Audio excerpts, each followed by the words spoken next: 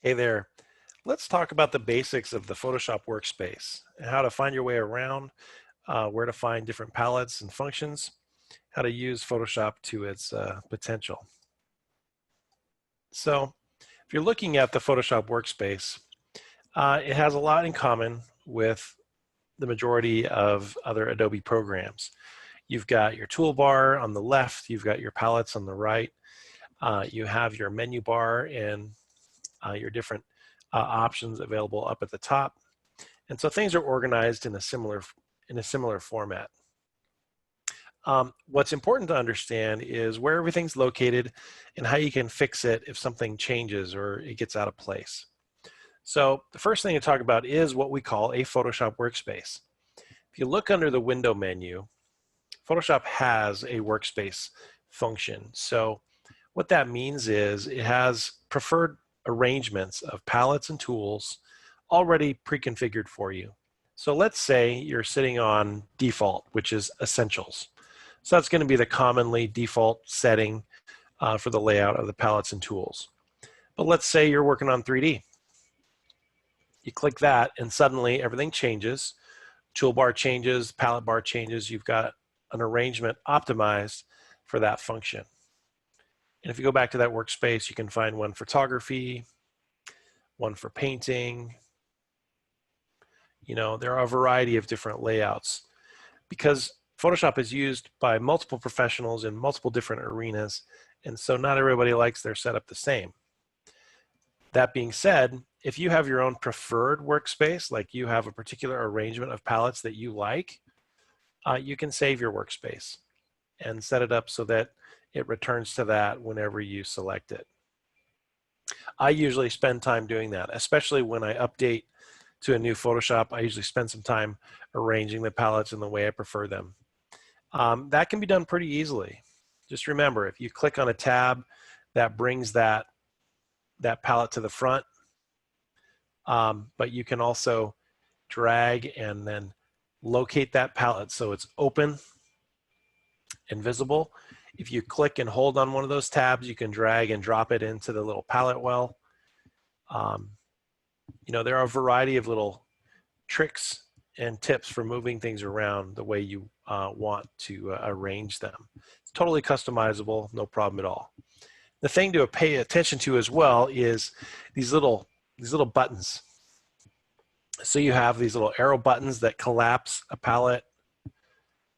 You have these additional little menu buttons that are up here on the top that lead to additional functions. For example, if I click on the layer palette,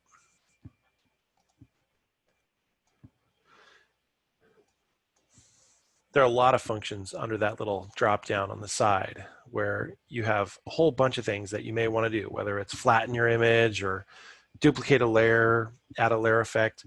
Those things are all hidden here under that submenu on the side. So look for that on all of your palettes and you'll find those additional options. Of course, there are a lot of little extras located, little buttons of things to pay attention to, whether it's special effects or other things in particular on the layer palette.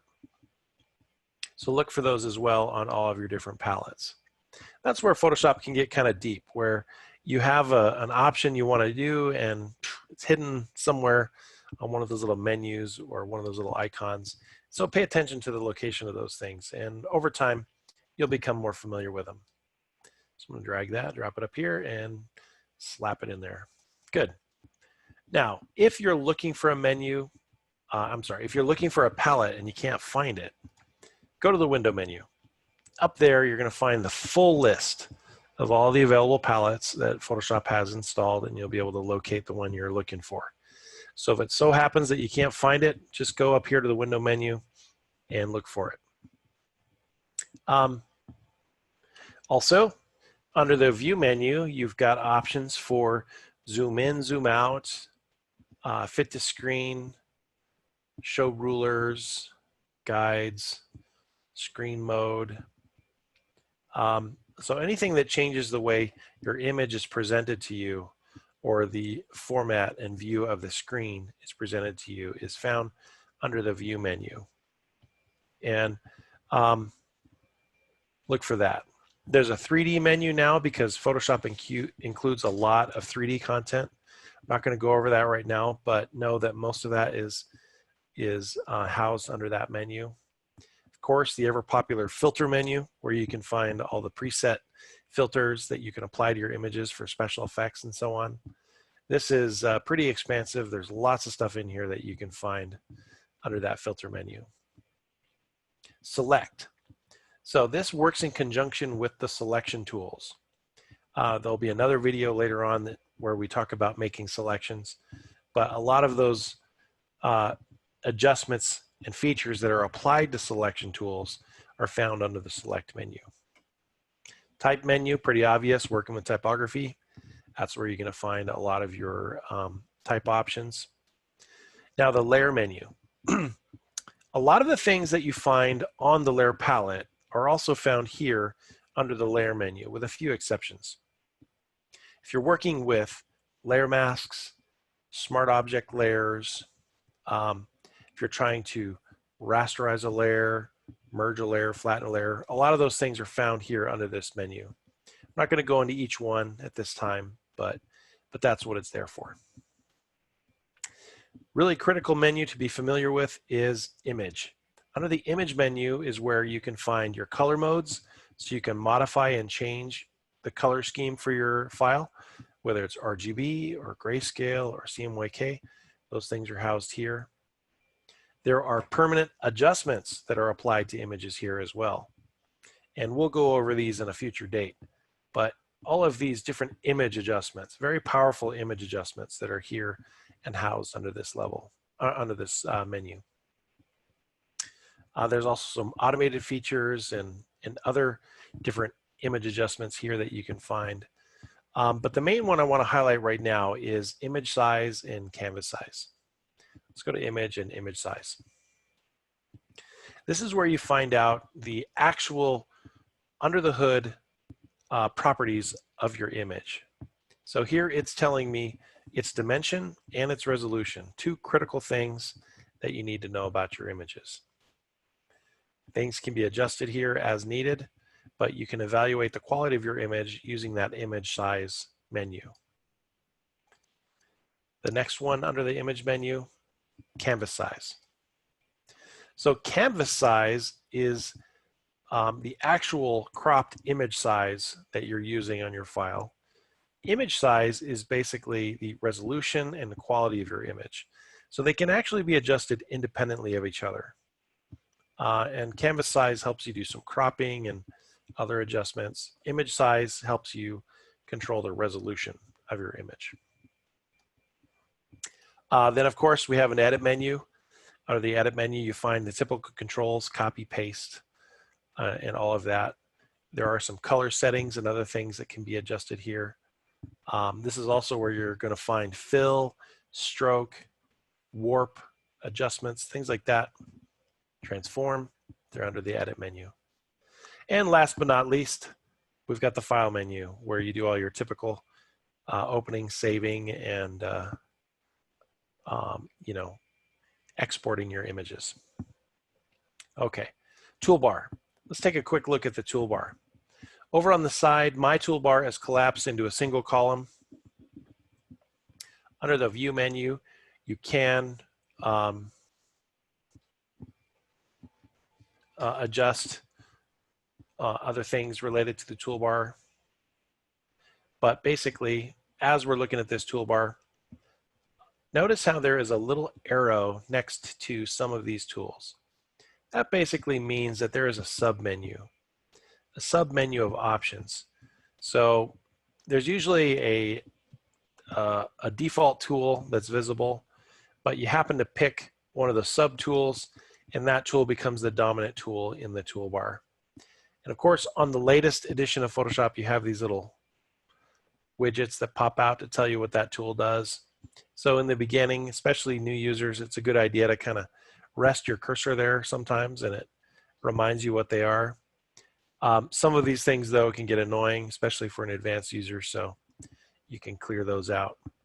But if you click and hold on a tool, that's when the secondary tools pop up. And so you can look for those and pick the one you're looking for. Sometimes this confuses new students when they're playing around and they go, I can't find the fill, the paint bucket. Where is it? Well, it's connected to and housed under the gradient tool. So you may not see it because it's hidden. And you got to go pick one of those tools and pick it up and open it. Down at the bottom of the toolbar, you've got the fill square and the foreground and background boxes that are there, whether it's your foreground and background color. Those come into play quite a bit as you're painting or adjusting objects. We'll go over those later on as well. But basically, just to understand the arrangement here, at the top of the toolbar, you pretty much have your move, select tools. Then you've got your crop and adjustment tools. Then you have your healing and painting tools, all the way down to the secondary photo tools like dodge and burn, which come from like a typical photo studio type tools, and move and zoom in, zoom out. So that's the basic arrangement and the way you can find your way around the Photoshop workspace. Something else to pay attention to is when you pick a tool, the options along the top bar typically change. So there are secondary operations that are available to you that you can find when you select that tool. So pay attention to what's going on along the top bar. Sometimes you could be looking for one of these options that's up there, but you don't see it. Well, it's because you aren't on the correct tool. You haven't selected the right tool. Another thing to point out is as you get more and more familiar with Photoshop, you may want to pick up some of these keyboard shortcuts. And notice that when you hover over one of these tools, not only do you get your little vignette, you also see a little keyboard shortcut. So the quick selection tool, it says, is W.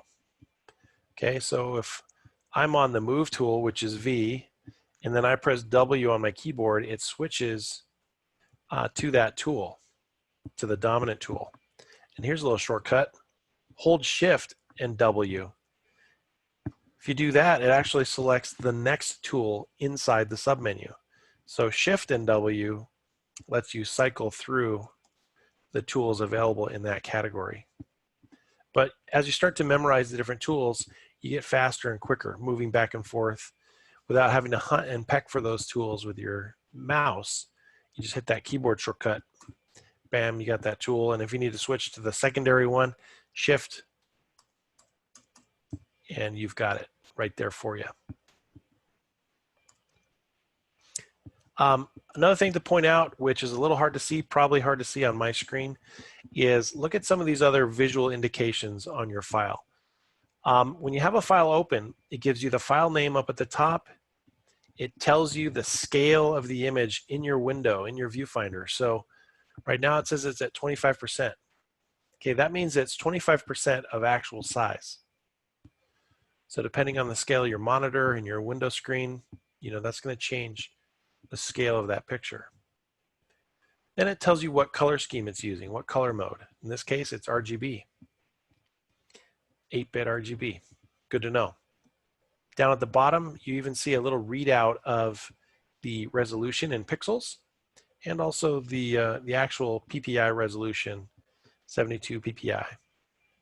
So good indications as you look at your screen and kind of move your way around your window. So one last thing I'm going to show you guys is how you can arrange your windows. So let's say that I've got more than one image available on my computer. So I've got these tabs where those two images are visible and present in my screen. Well, what if I want to see them side by side? If you go to the window menu and you go to Arrange, this is another one of those view options that can change the way your pictures are organized on your screen. So if you look here and you go, okay, consolidate into tabs, that's what it is. Images are separated by tab. If I click vertical, 2 up, for example, it's going to put those two images side by side, and I can look at them together.